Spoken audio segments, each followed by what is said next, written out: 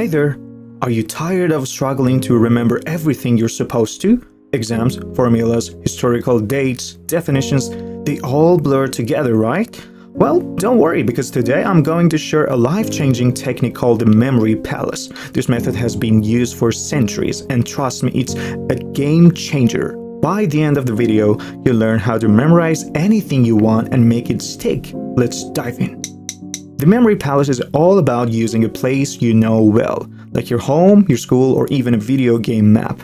To store information in your mind, think of it like this. Your brain is a huge storage unit, but instead of cramming everything into a messy pile, the memory palace organizes things perfectly so you can find them when you need them. Even if you felt you're just not good at remembering things, this technique works for anyone. Yes, even you. Here's how it works. Imagine your house. Think of each room, the kitchen, the living room, your bedroom. Picture them in detail. Now let's say you're trying to memorize the planets of the solar system. You start at the front door and you imagine the sun shining so brightly it's blinding you as you walk in, because the sun is first. Next, you step into the living room and there's Mercury, a small silver ball floating right in the middle. Then Venus is baking cookies in the kitchen because, well, it's hot like an oven. Mars could be chilling in your bedroom, surrounded by red pillows. Do you see what we're doing? We are creating crazy, vivid images that your brain can't forget. The crazier, the better. You're turning boring information into something exciting and memorable.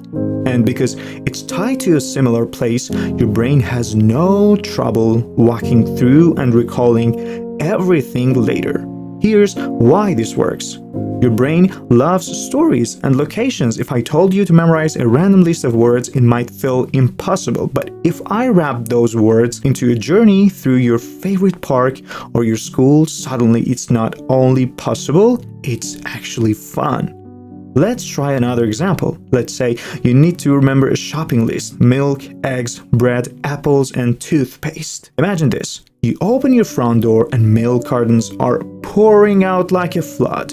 In the hallway, giant eggs are bouncing around, nearly knocking you over. On the couch, there's a mountain of bread, so soft it's like a cloud. In the kitchen, apples are juggling themselves in midair. And in the bathroom, toothpaste tubes are squeezing themselves onto the mirror. See? It's weird, it's silly, and it sticks in your mind. When you go to the store, you'll instantly recall the mental journey. I know what you're thinking. This seems too simple to work. But the beauty of the memory palace is that it takes something complex like a huge study guide or vocabulary list and simplifies it in a way your brain naturally loves. It's all about visualization and association.